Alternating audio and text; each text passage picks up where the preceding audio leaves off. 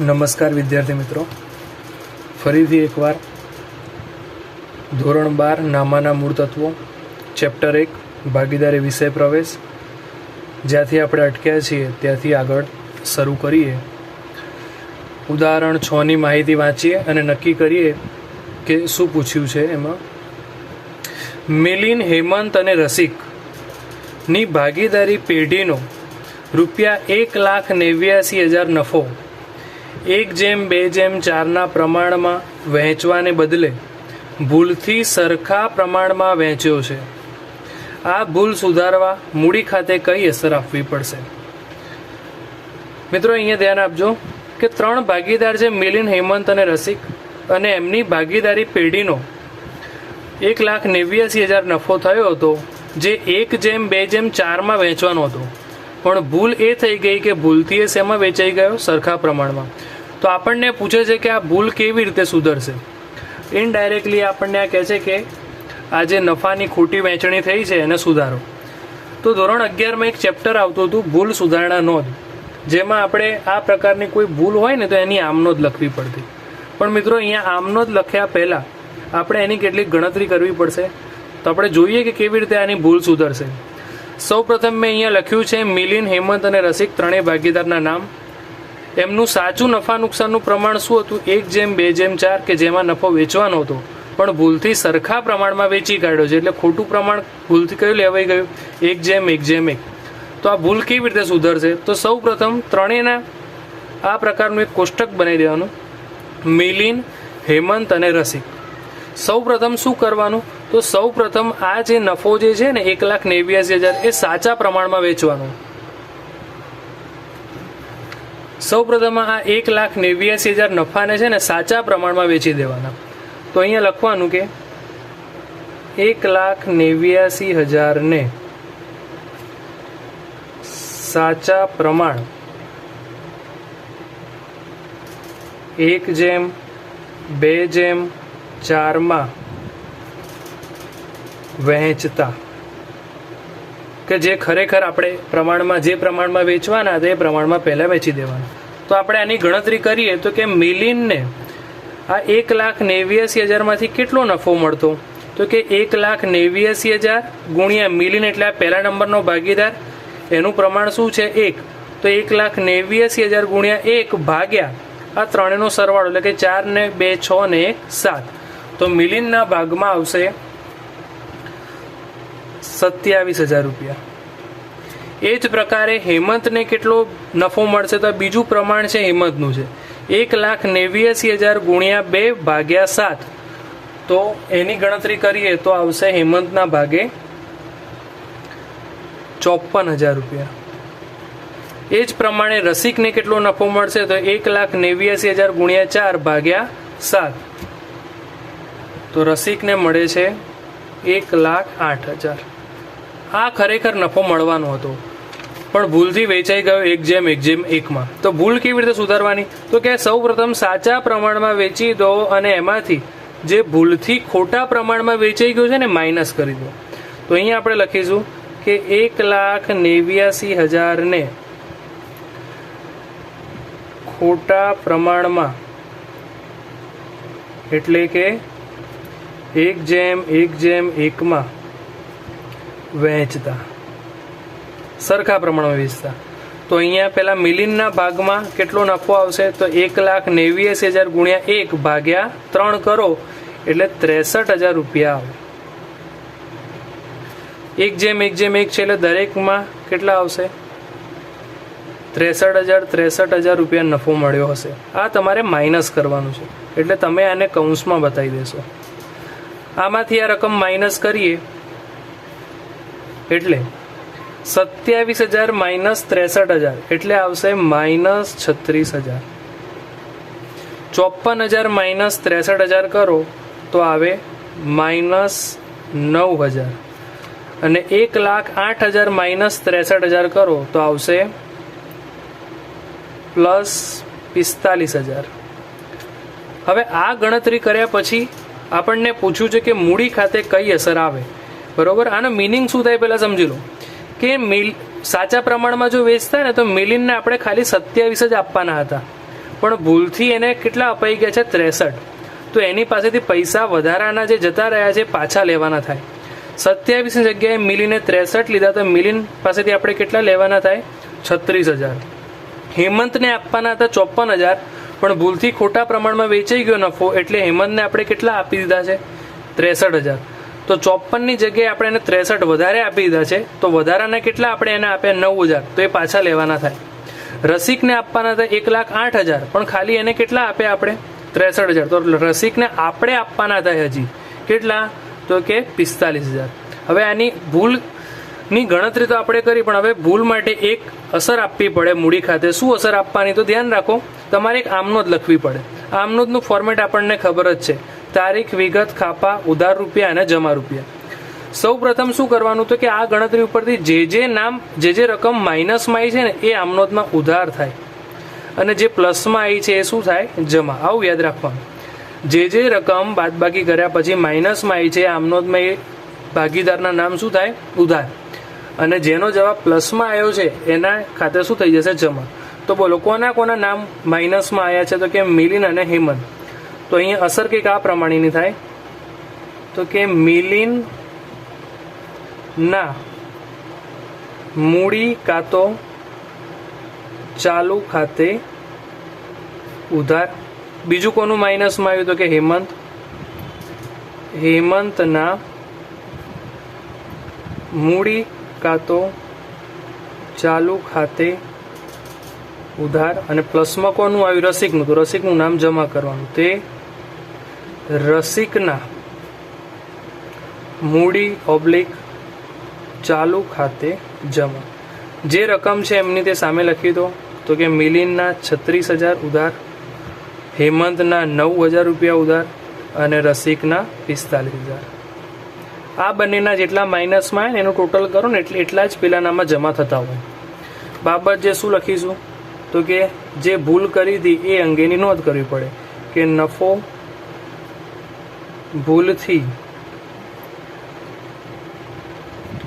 ખોટા પ્રમાણમાં વહેંચ્યો હતો તેને.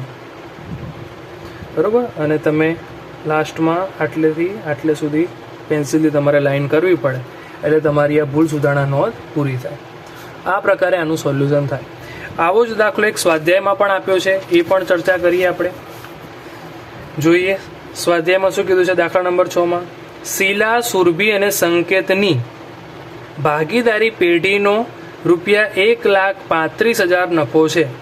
કેટલો નફો છે? આ લોકો 3 ભાગીદાર છે, શીલા, સુરભી અને સંકેત. ટોટલ 1,35,000. 3:2:3 વહેંચવાને બદલે, એટલે કે આ પ્રમાણમાં વહેંચવાનો હતો, પણ આના બદલે ભૂલથી કયા પ્રમાણમાં વેચાઈ ગયો? 2:1:3. તો હવે તમને અહીંયા તરત ખ્યાલ આવી જાય કે 3:2:3 એ કયું પ્રમાણ છે? સાચું પ્રમાણ છે. અને ભૂલથી કયા પ્રમાણમાં વેચાઈ ગયો? 2:1:3 આ ખોટું પ્રમાણ છે. આમાં વેચવાનો હતો પણ ભૂલથી આમાં વેચાઈ ગયો. તો એ જ રીતે આ ભૂલ સુધારવા મૂડી ખાતે કઈ અસર આપવી પડશે? તો એ જ પ્રમાણેની ગણતરી કરવાની. સૌપ્રથમ શીલા, સુરભી અને સંકેતના 3 ખાનાનું કોષ્ટક બનાવો. સૌપ્રથમ શું કીધું? તો કે પહેલાં સાચા પ્રમાણમાં વેચી કાઢો અને એમાંથી ખોટા પ્રમાણમાં વેચીને માઇનસ કરી દો. તો એ જ પ્રમાણેની આપણે ટાઇટલ આપીએ કે સૌપ્રથમ 1,35,000 ને સાચું પ્રમાણ એટલે 3:2:3 વહેંચતા આ પ્રમાણમાં વેચવાનો હતો. તો જોઈએ શીલાના ભાગે કેટલા રૂપિયા આવે. તો શું કરવાનું? 1,35,000. શીલા એટલે પ્રથમ નંબરની ભાગીદાર, એનું પ્રમાણ કેટલું છે? 3. તો 1,35,000 ગુણ્યા 3 ભાગ્યા આ ત્રણેયનો સરવાળો. 3 ને 3 6 ને 2 8. તો 1,35,000 ગુણ્યા 3 ભાગ્યા 8 કરો એટલે જવાબ આવે 50,625. એવું પ્રમાણે સુરભીનું શોધવું હોય તો 1,35,000 ગુણ્યા 2, કેમ કે સુરભીનું પ્રમાણ 2 છે, ભાગ્યા 8. તો સુરભીના ભાગે આવે 33,750. અને સંકેત માટે શોધવું હોય તો ફરીથી 3નું જ પ્રમાણ છે, એટલે સંકેતમાં પણ આટલા જ આવશે 50,625. હવે ખોટા પ્રમાણમાં વેચો કે 1,35,000 ને ખોટું પ્રમાણ શું છે? 2:1:3.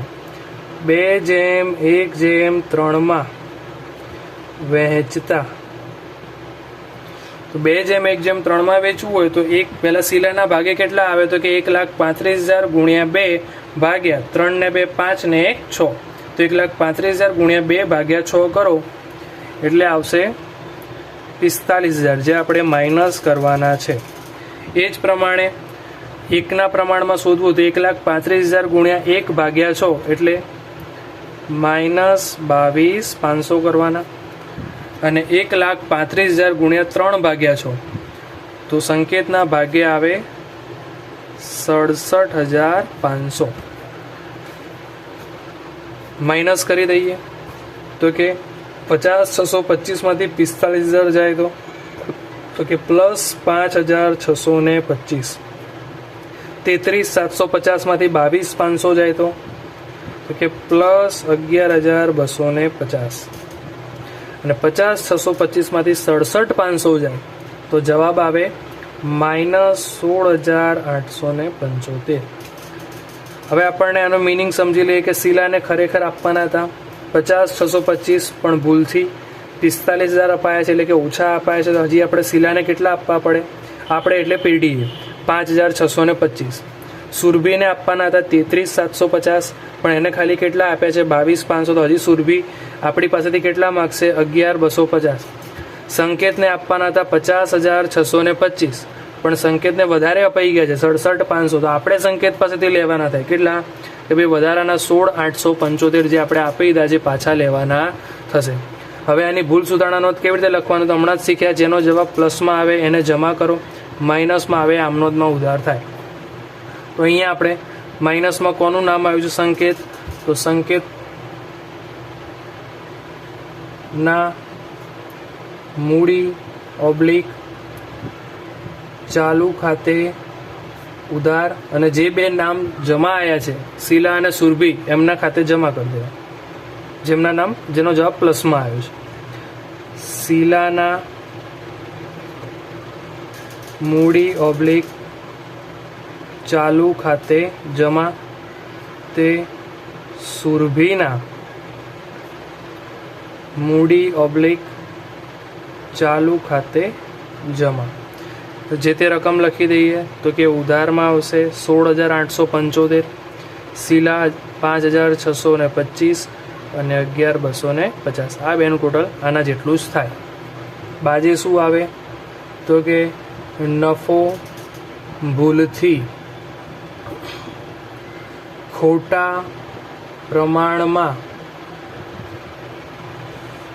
વહેંચ્યો હતો તેના. બરોબર? તો આ પ્રમાણે તમારી ભૂલ સુધરે. ત્યારબાદ ઉદાહરણ નંબર 7. શું માહિતી આપી છે નક્કી કરીએ. રામ, લક્ષ્મણ, સીતા એક પેઢીના ભાગીદાર છે. 1/4/16 ના રોજ તેમની મૂડી અનુક્રમે 40,000, 30,000 અને 80,000 રૂપિયા હતી. વર્ષના અંતે નફાની વહેંચણી કર્યા પછી માલુમ પડ્યું કે મૂડી પર 12% વ્યાજ ગણવાનું રહી ગયું છે. તેની ભૂલ સુધારણા નોંધ લખો. તો અહીં ધ્યાનથી સમજજો. પહેલાં તો ત્રણેયની મૂડી આપી દીધી છે કે રામની છે 40,000 અનુક્રમે એટલે 1/1, લક્ષ્મણની છે 30,000, સીતાની છે 80,000. અને આ લોકોની મૂડી પર 12% વ્યાજ આપવાનું હતું, ગણવાનું હતું, પણ જે ભૂલાઈ ગયું છે. બરોબર? આ મૂડી પર વ્યાજ આપવાનું હતું પણ એ રહી ગયું છે. તો એની કેવી રીતે ભૂલ સુધરશે?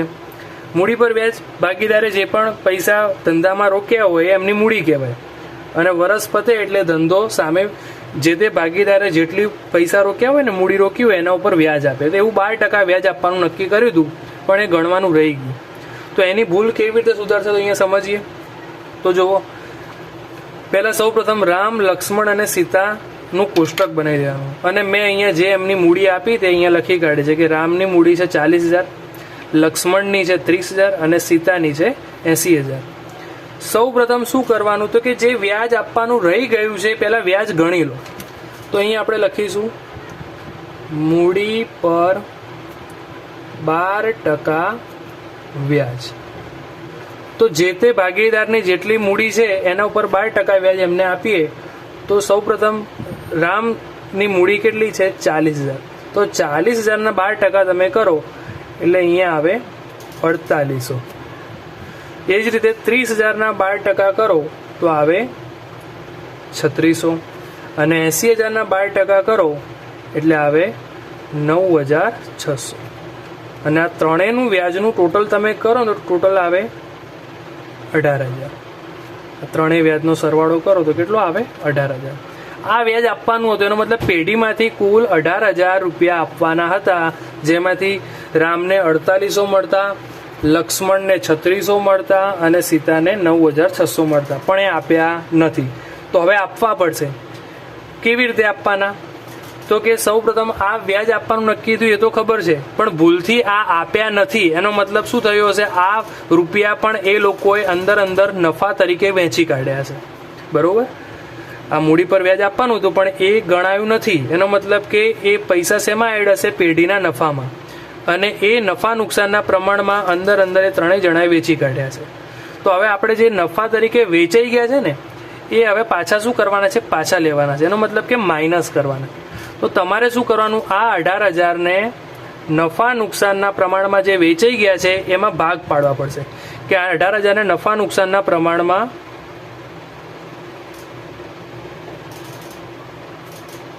વહેંચતા જે વેચાઈ ગયા છે.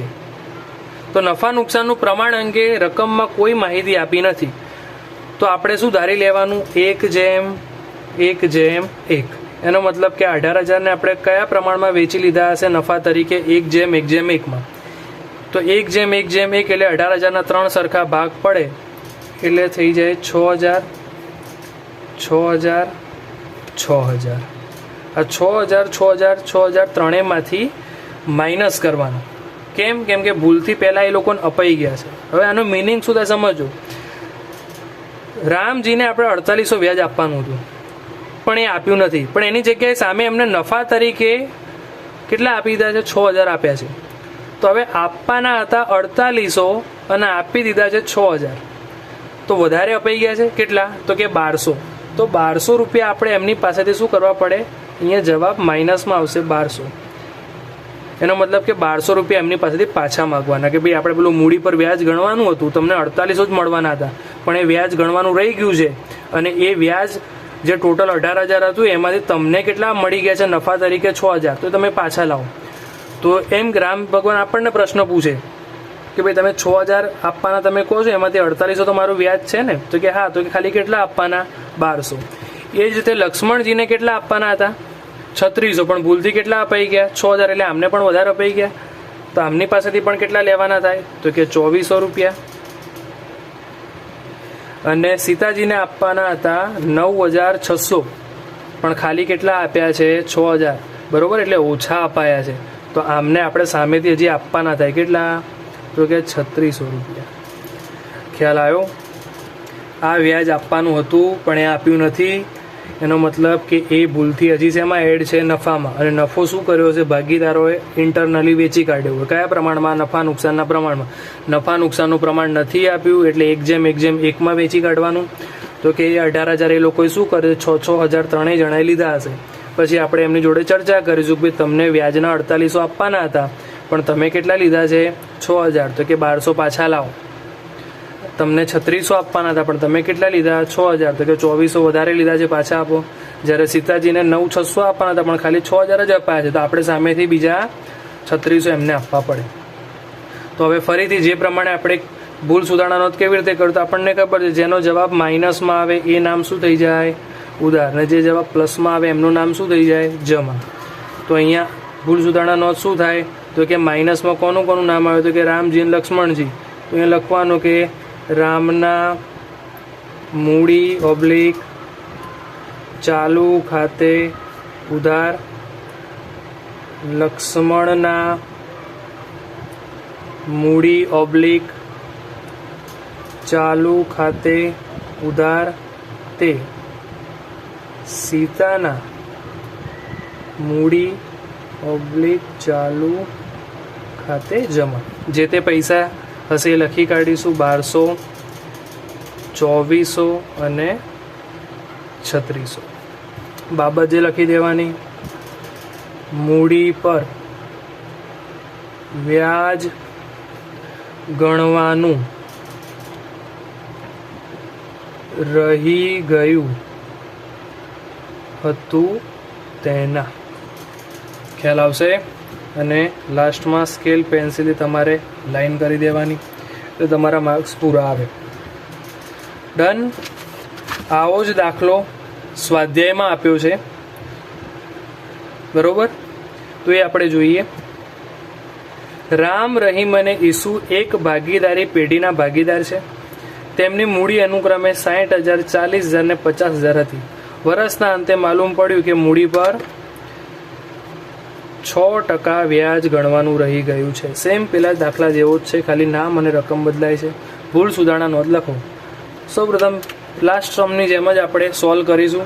ત્રણેય ભાગીદારના પહેલાં આપણે નામ બનાવી દઈએ કોષ્ટક વાઇઝ. રામ, રહીમ અને ઈસુ. અને એમની મૂડી જે તે છે 60, 40 અને 50 એ લખી કાઢી. કેવી રીતે ભૂલ સુધારવાની? તો હમણાં જ આપણે જોયું. પહેલાં જે મૂડી પર વ્યાજ ગણવાનું રહી ગયું છે ગણી કાઢો. તો અહીંયા લખીશું મૂડી પર 6% વ્યાજ. તો કે 60,000ના 6% લેખે રામને કેટલું વ્યાજ મળે? તો કે 3600 રૂપિયા વ્યાજ મળે. 40,000ના 6% કરો તો કેટલું વ્યાજ થાય? તો કે 2400 રૂપિયા વ્યાજ આપવાનું હતું. અને 50,000ના 6% કરો તો કેટલું થાય? તો કે 3,000 રૂપિયા વ્યાજ થાય, બરોબર? અને આ ત્રણેયનું ટોટલ કરો એટલે કુલ વ્યાજ કેટલું થાય? 9,000 રૂપિયા, બરોબર? આ 9,000 રૂપિયા વ્યાજ આપવાનું હતું પણ એ નથી આપ્યું. એનો મતલબ કે આ 9,000 રૂપિયા ભૂલથી શેમાં કાઉન્ટ થઈ ગયા છે? નફામાં જ. અને આ ભાગીદારોએ એ નફો અંદર શું કર્યો હશે? વેચી કાઢ્યો હશે. તો કે નફો કયા પ્રમાણમાં વેચાયો હોય? તો કે નફા નુકસાનના પ્રમાણમાં. નફા નુકસાનનું પ્રમાણ અહીંયા આપ્યું નથી એટલે શું ધારી લેવાનું? 1:1:1. આ 9,000 મૂડીના વ્યાજ તરીકે આપવાના હતા પણ ભૂલથી એ લોકો અંદર નફા તરીકે વેચી કાઢ્યા છે. તો એ માઇનસ કરવાના. કે -9,000 ને 1:1:1 ના નફા નુકસાનના પ્રમાણમાં વહેંચતા. 1:1:1 એટલે કે 9,000ના 3 સરખા ભાગ કરો એટલે 3,000, 3,000, 3,000 થાય. જે આપણે દરેકમાંથી શું કરી દઈશું? માઇનસ. આનું મિનિંગ થાય કે રામને 3600 વ્યાજ આપવાનું હતું પણ એની જગ્યાએ આપણે નફા તરીકે કેટલા આપ્યા છે? માત્ર 3,000. એટલે હજી આપણે એમને કેટલા આપવાના થાય? તો કે 600 રૂપિયા હજી આપવાના થશે. એ જ પ્રમાણે રહીમને કેટલા આપવાના હતા? 2400. પણ 3,000 એટલે કે 600 વધારે અપાઈ ગયા છે. તો અહીંયા શું કરી દઈશું? -600.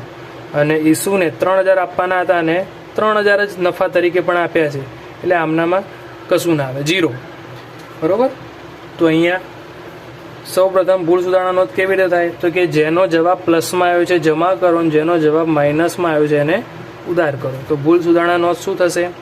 તો કે ઉધારમાં નામ કોનું છે? રહીમ. તો લખીશું રહીમના મૂડી ઓબ્લિક ચાલુ ખાતે ઉધાર તે રામના મૂડી ઓબ્લિક ચાલુ ખાતે જમા 600.